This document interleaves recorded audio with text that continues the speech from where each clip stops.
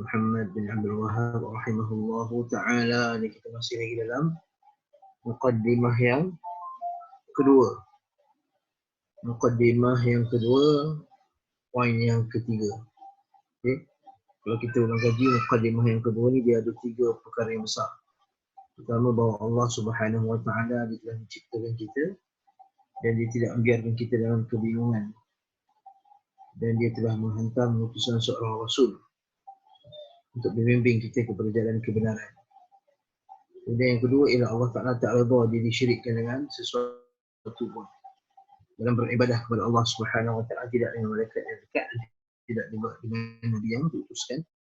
Dan dalilnya wa annal masajida lillahi fala tad'u ma'allahi ahadan. Hari kita masuk yang ketiga pula. Moga sempat kita habiskan poin yang ketiga ni. Qala al-mu'allif rahimahullahu ta'ala, al-thalithatu, yang ketiga, anna man ata'a ar-rasula ووحد الله لا يجوز له موالاة من حاد الله ورسوله ولو كان أقرب قريب. والدليل قوله تعالى لا تجد قوما يؤمنون بالله واليوم الآخر يوادون من حاد الله ورسوله ولو كانوا آباءهم أو أبناءهم أو إخوانهم أو عشيرتهم أولئك كتب في قلوبهم الإيمان وأيدهم بروح منه ويدخلهم جنات تجري من تحتها الأنهار خالدين فيها رضي الله عنهم ورضوا عنه أولئك حزب الله ألا إن حزب الله هم المفلحون. Kata Syekh rahimahullahu ta'ala, anna, bahawa sesungguhnya, man ata'ar rasul, siapa yang ta'at rasul, ta'at rasul bitanfidhi awamirihi wa tarkihi nawahihi, iaitu pertama dengan melaksanakan perintahnya dan meninggalkan larangannya, maksud rasul. Dan ta'at rasul dia sebut sebelum ni ada 2 kan, taat dalam perkara yang bersifat khabari, dan yang kedua taat pada perkara yang bersifat qalabi. Ingat lagi tak? Benda tu, khabari dengan qalabi. Kalau taat rasul dalam perkara yang khabari, maksud khabar, maksud kita membenarkan. Kalau qalabi maksudnya pada perintah atau larangan, maksud kita laksanakan perintah tersebut atau larangan tersebut. Jadi anna man ata'a ar-rasula wa wahhada Allah, dan mentauhidkan Allah Subhanahu wa ta'ala, la yajuzu lahu, tidak boleh bagi dia muwalah. Ini kat sini kita akan berhenti lama.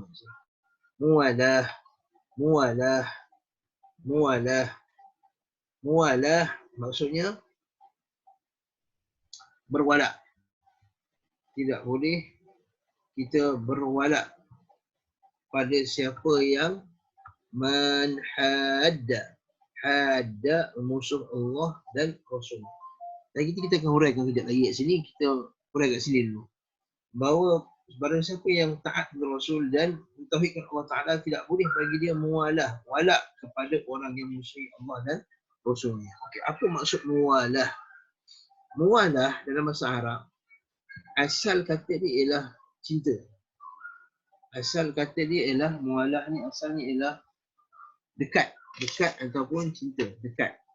Dia kata al-muwalah, muwalah dari segi bahasanya dalam perkataan al-waliyu, yakni al-qurbu wad-dunub. Jadi kita bincang sikit. Okey. Perkataan al-muwalah tadi, muwalah, dia datang daripada perkataan al-waliyu. Al-waliyu.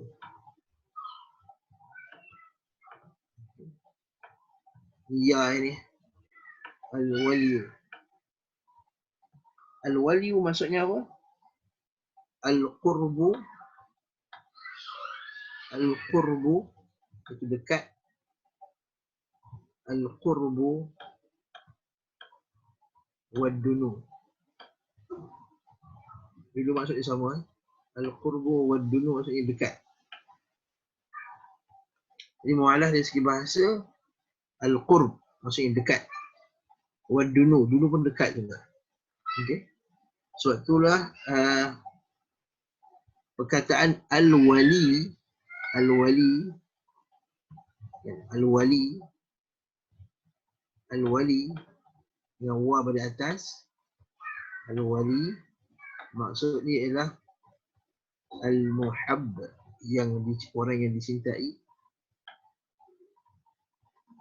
al-muhabb, as-sadiq kawan, as-sadiq ni suat ni, as-sadiq, dan juga satu lagi an-nasir, iaitu orang yang menolong. Ni huruf ini suat ni suat. An-nasir, nasir, nasir, kan? Fauzi Nasir, nasir. Okey. Jadi asal kataan mualah apa dia? Al-wali, al-waliyu maksudnya al-qurbu. Maksudnya dekat, al-qurb maksudnya dekat, dan al-wali maksudnya orang yang dicintai, as-sadiq, an-nasir. Itu dari segi bahasa. Adapun dari segi syarak. Dari segi syarak.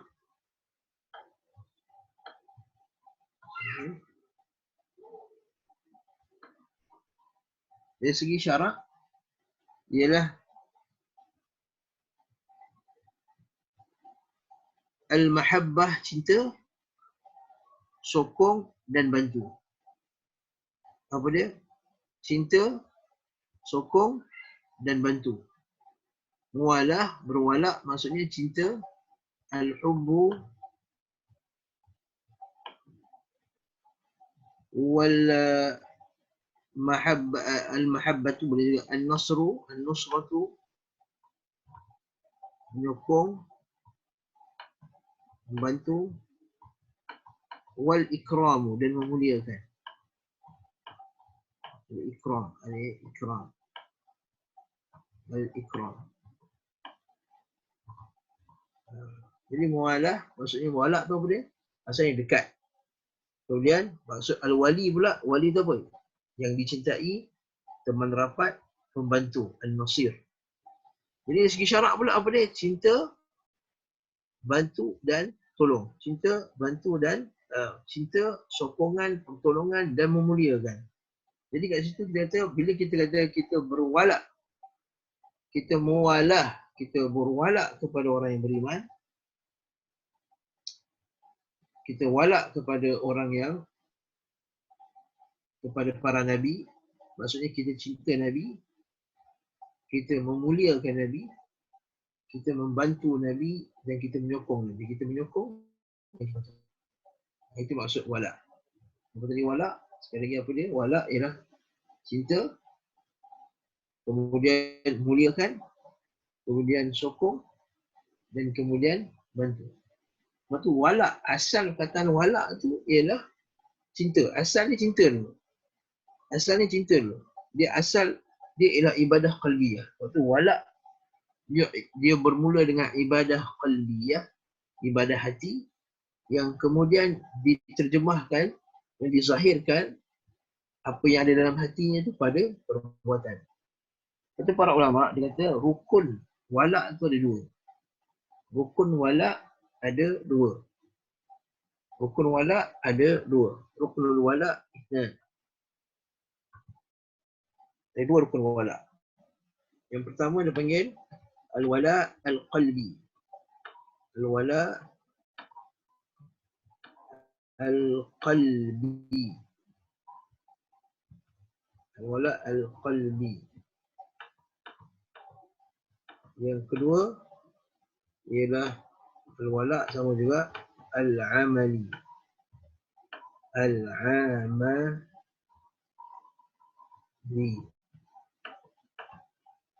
Jadi al-wala ada dua. Satu al-wala al-qalbi, Yang kedua al-wala al-amali. Al-wala al-qalbi. Yang kedua al-wala al-amali. Al-wala al-qalbi apa dia? Tadi al-mahabbah, cinta. Al-wala al-amali iaitu wala dari segi amali, perbuatan. Iaitu apa tadi? Al-ikram, memuliakan. Al-nusrah, iaitu membantu. Dan juga menyokong, wa-ta'yid dan menyokong. Jadi kalau kita kata wala kepada orang beriman hukumnya wajib. Sebab kita bincang sebelum ni ataupun dalam kuliah-kuliah yang lain bahawa antara syarat kalimah la ilaha illallah, dia kena mencintai orang yang mencintai kalimah la ilaha illallah, dan kena mencintai ahli kalimah la ilaha illallah. Jadi kita kena wala, kita kena cinta orang yang mengucapkan la ilaha illallah. Dan ini adalah rukun daripada rukun-rukun kalimah la ilaha illallah. Dan dia adalah antara tuntutan tauhid. Dia adalah tuntutan daripada tuntutan tauhid.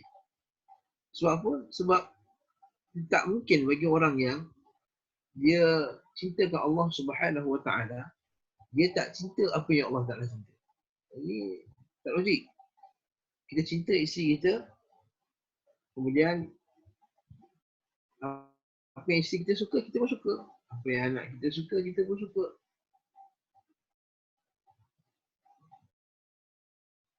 Dan apa yang dia benci, kita pun benci. Takkan apa yang isteri kita benci, kita buat benda tu depan isteri kita, ataupun kita jemput orang yang dibenci oleh isteri kita atau dibenci oleh ibu kita, yang menyebabkan dia murka pada kita, bertambah kemarahan dia. Nah, itu kita kata al-wala. Jadi tak mungkin bagi orang yang mentauhidkan Allah, taat kepada Rasulnya, dia wala kepada orang yang memusuhi Allah dan Rasul.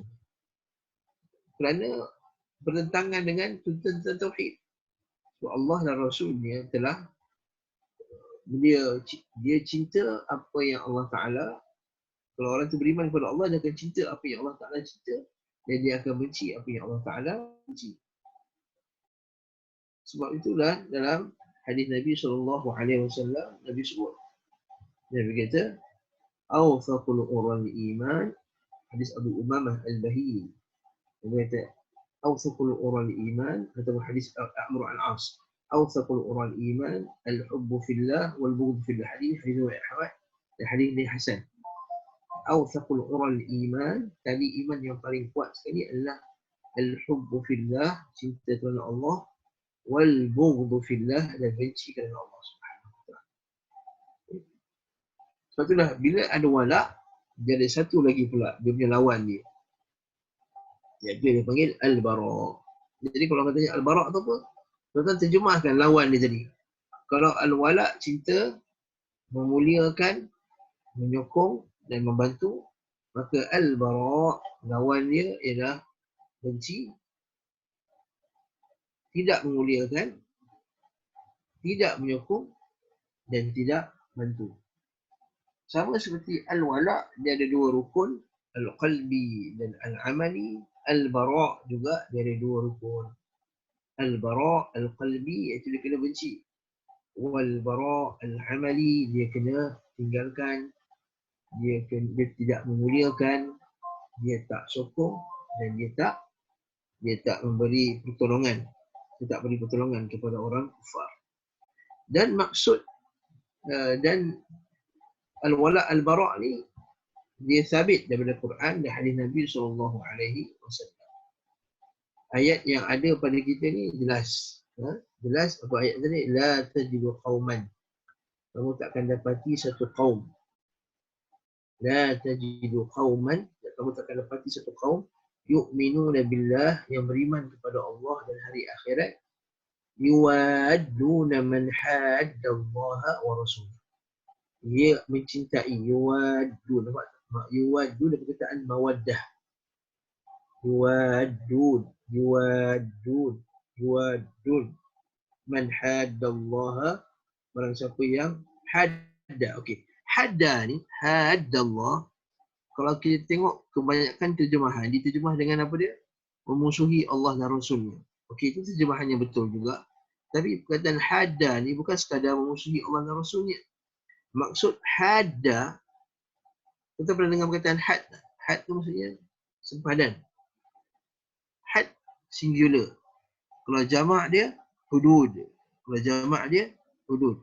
Hudud tu apa dia? Sempadan. Jadi bila kita sebut man haddallaha wa rasulahu, bukan sekadar dia memusuhi Allah dan Rasulnya. Kalau kita tengok ada orang kata, ustaz kalau dia tak memusuhi Allah dan Rasulnya, kita boleh sayang dia tak? Sebab yang Quran kata haddallah maksudnya memusuhi Allah dan Rasulnya, dia baca terjemahan. Salah ni. Ini disebut oleh Syekh Shalih Al-Utsaimin dan syarah dia kata apa? Haddallah wa rasulah maksudnya dia menjadikan dirinya di satu sempadan dan Allah dan Rasulnya di sempadan yang lain. Itu maksud haddallah wa rasulah. Hadda maksud menjadikan diri satu sepadan. Haddallah wa rasulah bukan sekadar dia membenci, maksudnya dia bermusuh, dia perang, dia lawan, bukan.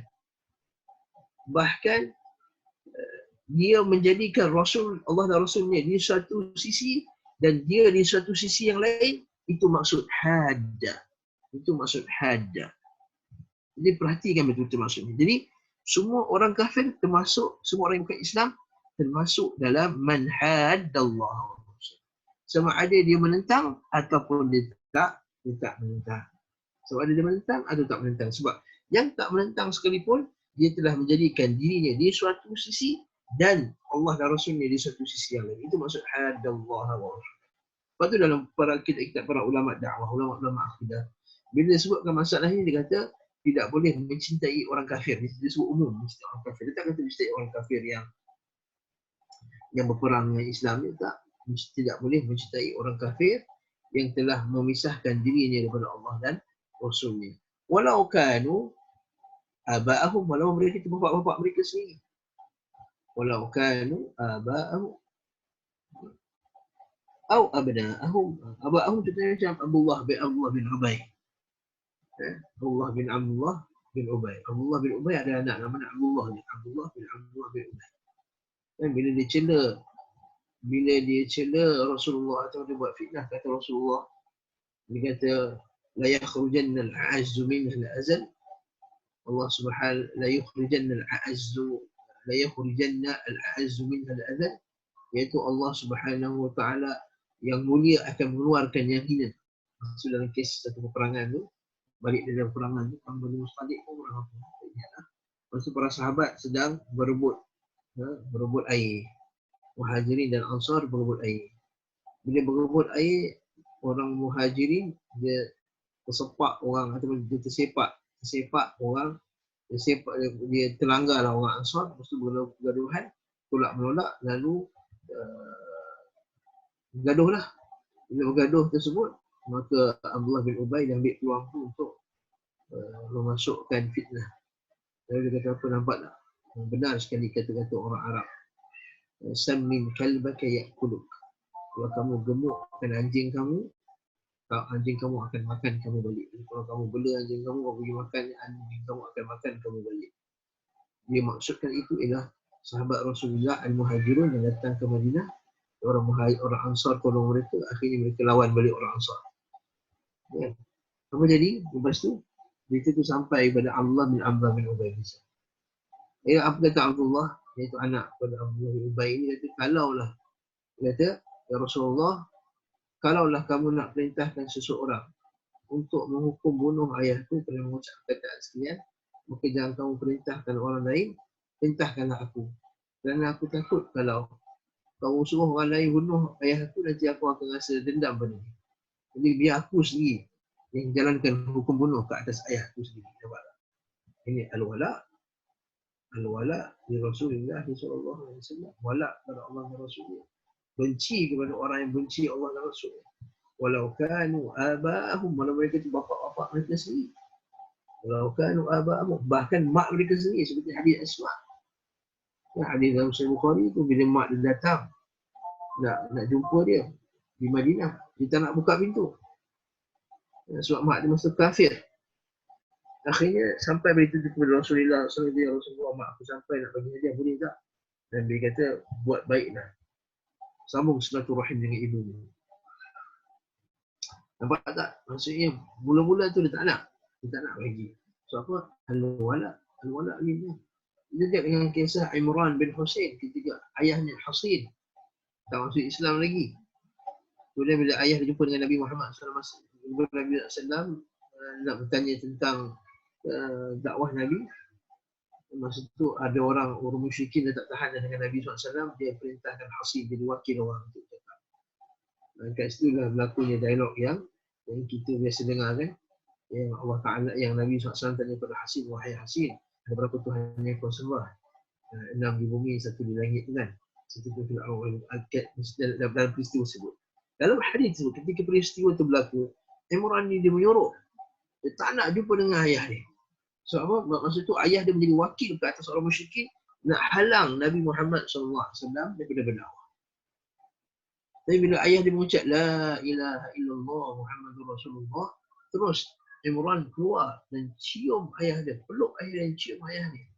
Lepas tu kata Nabi, ketika tu mengalir air mata Nabi SAW, dia kata aku rasa mengalir dalam keadaan gembira, aku rasa takjub betul dengan Imran bagaimana al-wala' wal-bara' dia. Ketika ayah dia tak Islam, dia tak nak keluar. Bila ayah dia nak Islam, dia terus keluar dan dia peluk ayah dia dan dia cium ayah dia. Kata.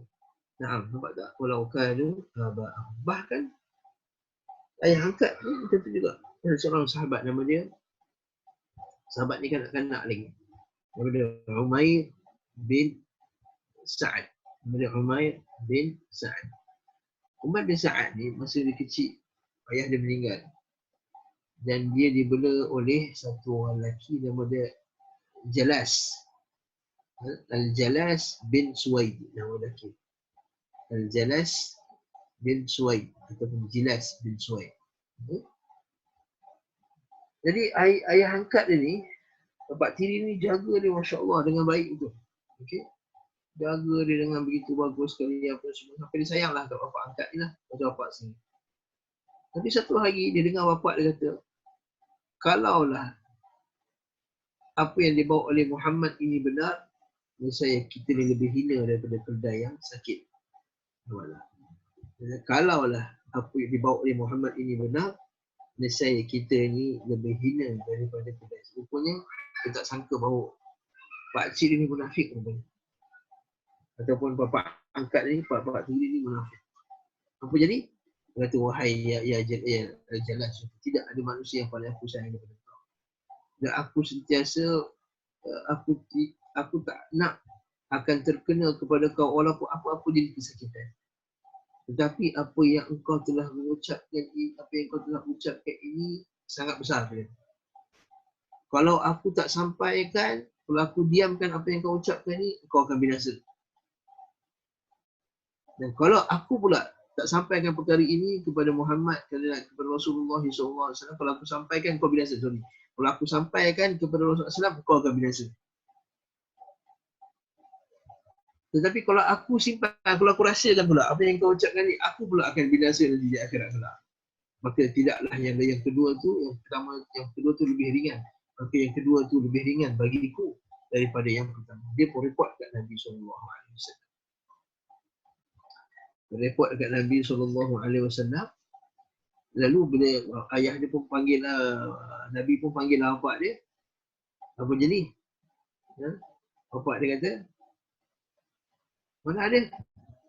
Umair telah cakap dusta. Umair telah cakap dusta. Dan menipu. Lalu turunlah Allah Subhanahu Wa Taala dengan satu ayat yang menyokong Umair bin Suwaid tadi. Umair bin Sa'ad tadi. Akhirnya kata Nabi SAW, Nabi pegang telinga Umair, wahai Umair, tidak mengapa dengan apa yang dikatakan oleh bapa angkat itu. Sebenarnya Allah Subhanahu Wa Taala telah membenarkan ucapanmu, Okey. Sebab itulah kita kata barakallahu fikum. Sebab tak ini walaupun bapa angkat dia sayang tadi, tapi tetap juga diutamakan. Siapa diutamakan ayah, utamakan Nabi sallallahu alaihi wasallam. Maksudnya walau kanu aba'ahum atau abna'ahum, atau anak-anak mereka sendiri, Itu anak mereka sendiri seperti siapa? Macam Nabi Nuh alaihi salatu wassalam. Nabi Nuh alaihi salatu wassalam tinggalkan anak dia. Begitu juga dengan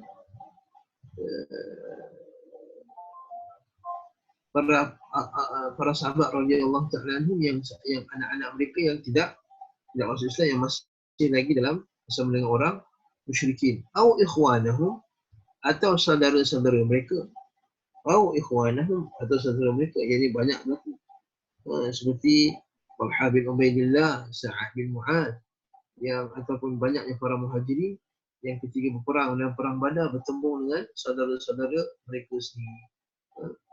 Au ashiratahum, atau keluarga mereka sendiri, atau kaum kerabat mereka sendiri. Au ashiratahum. Ulaika kataba fi qulubihimul iman. Ulaika kataba fi qulubihimul iman. Siapa yang ada al-wala' al-bara' ni, siapa ada perkataan perasaan ni, barulah Allah Ta'ala telah tetapkan di atas hati mereka iman. Kat sini kita syarat tadi. Ini kita kata al-wala' al-bara' syarat daripada iman. Jadi siapa yang tak ada al-wala' al-bara' maka Allah Ta'ala tidak kataba fi qulubihim. Allah Ta'ala tak tetapkan iman dalam hati mereka. Kataba di sini bukan maksud tulis. Kataba maksudnya kat sini ialah menetapkan di dalam hati-hati mereka iman.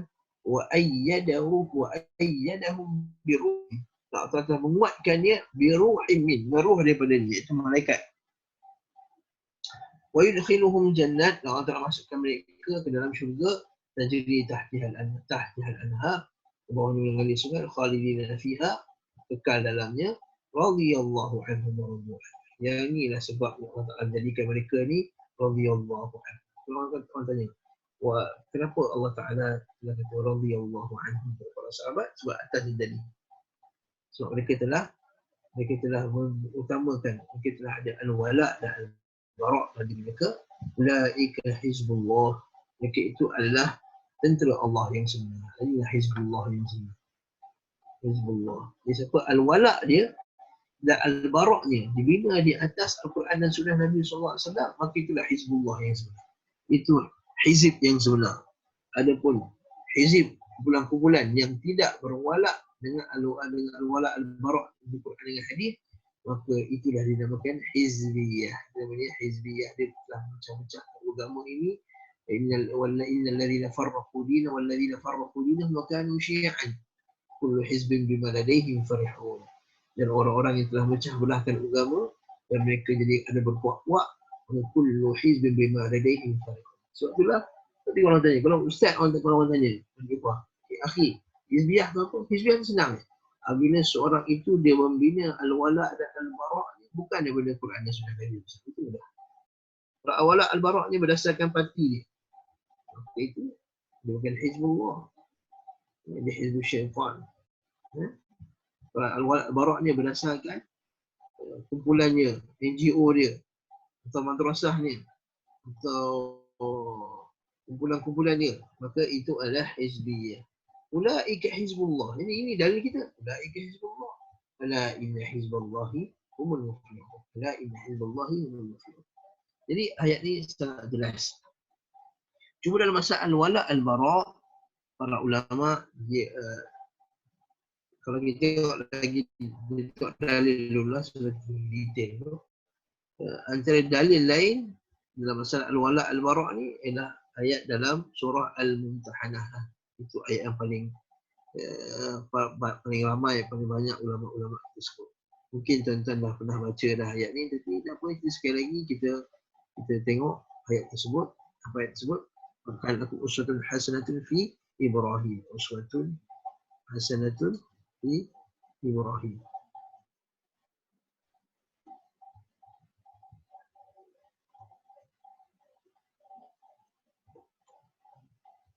Ibrahim.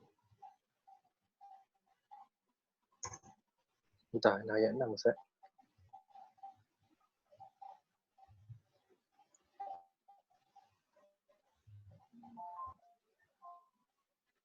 Empat ke 6. Entahlah. 6 ke 4. Sebelum berapa. Kalau aku uswatun hasanatun 6. Aku ada ayat aku.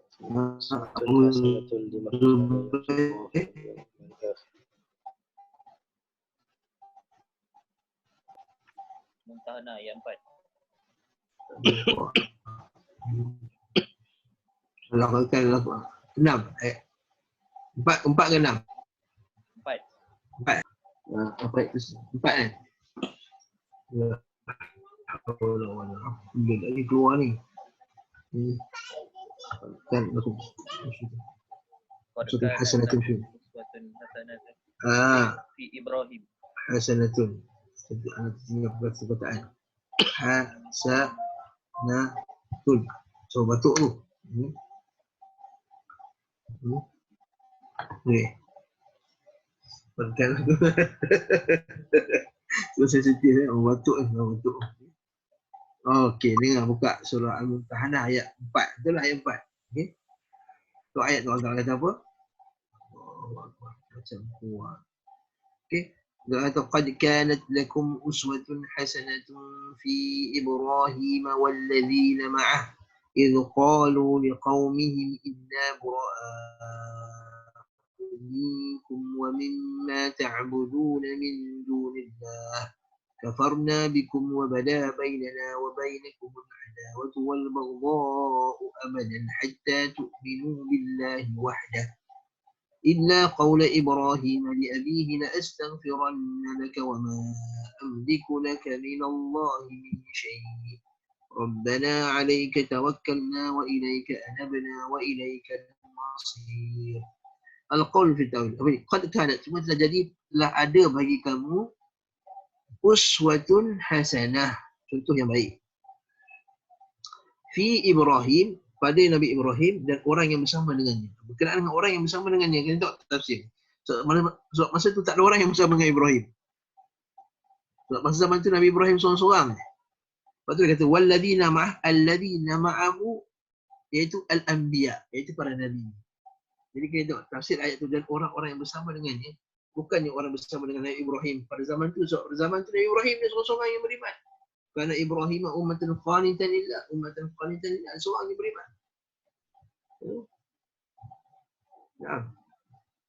Itulah ulama kata Zaid bin Zaid. Okey. Dia kata qala alladhina ma'ahu al-anbiya. Yang orang bersama dengan Nabi itu ialah para anbiya. Maksudnya semua orang yang ikut Nabi dalam masalah ini, dialah orang bersama dengan Ibrahim. Jadi kalau kita juga ada al-wala al-bara', maka kitalah dimaksudkan dalam ayat ini. Walladzina ma'ah. Okey, apa yang dia kata? Idza qalu liqaumihim, bila mereka berkata kepada kaum mereka, inna bura'u minkum. So kami berlepas diri daripada kamu. Ini ayat ni. Ini poinnya. Al-bara' ini. Inna bura'u minkum. Kami berlepas diri daripada kamu semua. Nampak tak? Dia tak kata berlepas diri daripada agama kamu dulu. Lepas diri pada kamu dulu. Lepas tu masalah barak ni, kita barak pada orang kafir. Bukannya barak pada agama je. Iaitu salah setengah orang yang kata, oh kita ni yang kita benci tu agama dia, bukan orang dia. Saya tak dengar macam tu ayat. Kita yang kita benci tu agama dia, bukan. Tak, kita benci dia sekali. Batang tubuh sekali kita benci. Ya? Sebab tak logik kalau kita kata yang kita benci tu perbuatan dia, kita tak benci orang dia. Sebab perbuatan itu ialah fi'il, dan fi'il itu tak akan berlaku melainkan dengan si pembuatnya. Macam kalau kata saya benci hitam, saya tak benci orang tu, saya benci hitam. Mana boleh, tak logik. Kalau macam tu, bolehlah kita kata saya tak benci pembunuh tu, saya benci pembunuhan dia, tapi saya tak benci pembunuh tu. Tak jadi tak betul. Sebab tu kita tengok sini ya.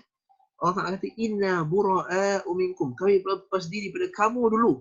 Barulah wa mimma ta'buduna min dunillah, barulah daripada apa yang kamu sembah selain Allah. Masya-Allah. Ayat ni paling jelas bahawa barak tu pada orang. Betul apa yang Syekh Abdul sebut, iaitu yuwaduna man haddallah. Yuwaduna man. Betul, nampak ke ayat ni? Dekat skrin. Nampak? Yuwadun barak. Nampak tak ayat? Nampak Tadi yang ada. Okey. Inna bura'u minkum. Apa yang berlepas ni? Yunus, Nabi Yunus. Bura'u minkum. Bura'u minkum. Maksudnya lepas diri daripada kamu. Bura'a. Bura'a ni jamak bari. Nampak tak? Kami berlepas diri daripada kamu dulu, daripada orang tu dulu. Barulah wa mimma ta'buduna min dunillah, apa yang kamu telah sembah selain Allah. Nampak? Berlepas diri. Bura'a'u minkum. Kemudian kafarna bikum, kami ingkari perbuatan kamu. Kafarna bikum, kami ingkari perbuatan kamu.